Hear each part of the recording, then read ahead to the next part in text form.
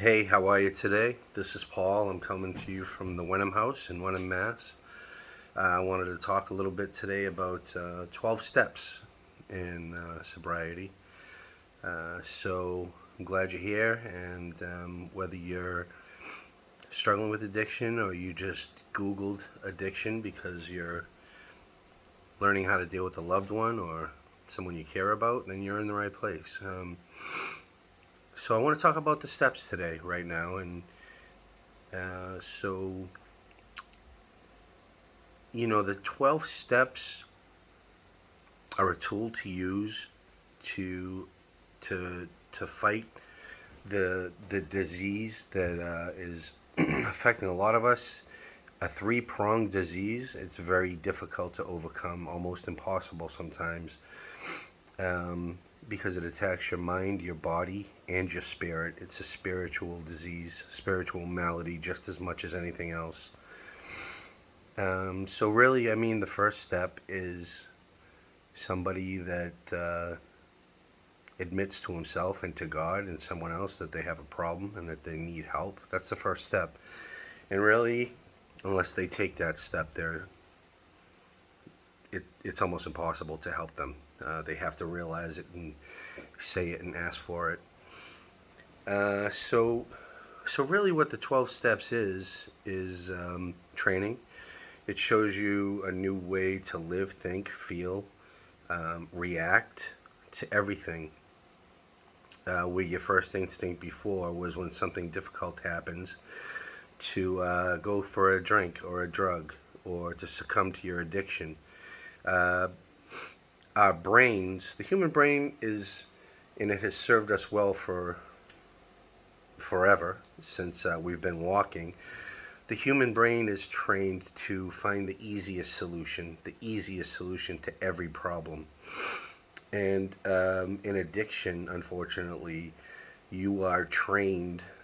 The easiest solution is to numb yourself and to go for mind and mood altering, chemicals. Your brain thinks of it first and controls you to do that.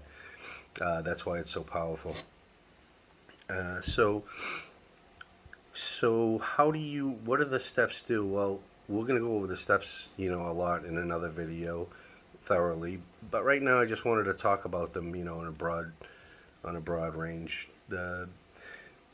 What it really is taking a complete inventory of yourself to start. Everything, a lot of writing, a complete moral inventory that you do. Um, and as the steps go on, you list all of the resentments of your life, people, places, organizations, and other steps will bring you through each and every resentment. And what it does is it shows you your involvement. You're certainly involved in every single resentment. You boil them down to basically how you reacted to that resentment, what part you played in that resentment. I talked about ego the other day, and ego is a big part of resentments um, that we carry. What part of it was your fault? What part of it did you blow out of proportion because of your ego? Things like this. And you do a turnaround, you turn them around, you find out your error in thinking in all of your resentments. Really, it boils down to a lot of the same answers to each and every single resentment you had in your life. Most of the core issues are going to be involve your ego and something you did or said or felt, a feeling that you had that doesn't matter and is not that big of a deal, and it's more likely your fault than anybody else's for you to have a resentment. Um, if you do these 12 steps and you work them wholeheartedly with the vigor of a drowning man, I've yet to find somebody who has done this wholeheartedly and taken the time to do this painstaking thing that is not sober. There are plenty of people out there that'll say, "Oh, I did the steps; they don't work," and there are plenty of doubters out there. But everyone that has said, "I've done the steps and they don't work," I have dug a little deeper, and you don't have to dig too far to see that they did not give an effort. You have to really dig into them, like I said, with all of your heart, with everything you have, like I said, with the vigor of a drowning man, because basically you are drowning, you are dying. Um, and if they had done that in the beginning, they would be successful. It's the only way. There's no other way. Half measures will avail you nothing, as the book says. Um, so I wanted to talk about the steps in the book because you know what? There are sober people out there. There may be some watching right now, people that aren't suffering from addiction. And what the steps do and what this book does is it teaches you a new way to think, a different way to act. And it is a very, very peaceful and harmonious way to live. And really, it's a fulfilling way to live. And there are plenty of people out there that do not suffer from addiction that would benefit greatly from this. This is for everyone. It's a solution to addiction, but it's also a way to a very peaceful and a gratifying life.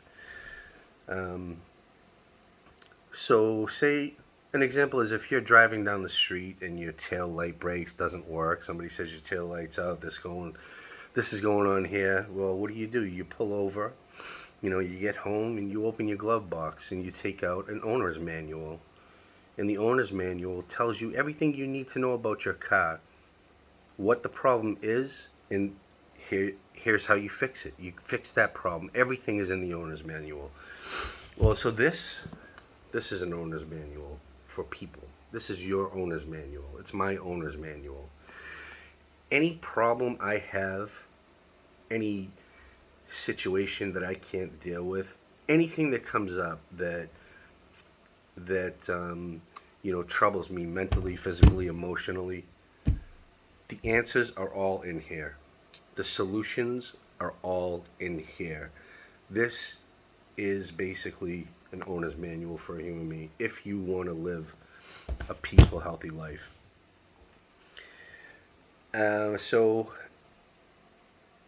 I would tell you to start out, and if you're interested in doing this for a loved one, or if you Google this, needing to do it yourself, just Google on a Google search the doctor's opinion and then Bill's story. Those are two stories that are in here. It takes you through all the steps too, but if you just read those two things, you might have a better understanding. Someone that doesn't have addiction is looking for any way to help or relate to a loved one. It's in here. It's in here. You'll know their state of mind. You'll know the way they think. You'll know the way that their brain tricks them into thinking and reacting and justifying using or drinking. The way they lie to themselves. They'll tell you the truth and they'll believe it, but they're lying to themselves. They're not lying to you. And they lie to themselves. We lie to ourselves in our own voice. It's so believable. But I would advise you to Google this, read the doctor's opinion, and read Bill's story. And you know what? This is not a very expensive book, and this is a very useful tool for people with or without addiction. This is an excellent way to live, to look at yourself, to purge yourself of doubt, fears, of bad ways to think, bad ways to solve problems. Everybody should do the step work. Every human being on earth should be doing step work as far as I'm concerned. And this would be a much better place. So next time I want to talk more about the 12 steps, but we're going to get into spirituality because, like I said, this is a three-pronged disease. It's physical, it's mental, and it's spiritual. And you need tools to combat all three of those areas, or you will end up failing. You'll end up failing. There are agnostics out there. Nobody's saying you have to believe in God. You have to live a spiritual life. And what is that? What is being spiritual? It's doing things that fulfill you. Doing things that fulfill you is very spiritual. And we'll get more into that, though. My next video will be spirituality in the 12 steps. And then soon after, we'll get really deep, and I'm going to have a guest speaker. We're going to get deep into the 12 steps. And so I hope you tune in for that. I can't wait for it. And thanks a lot for listening. We'll talk to you later. Bye.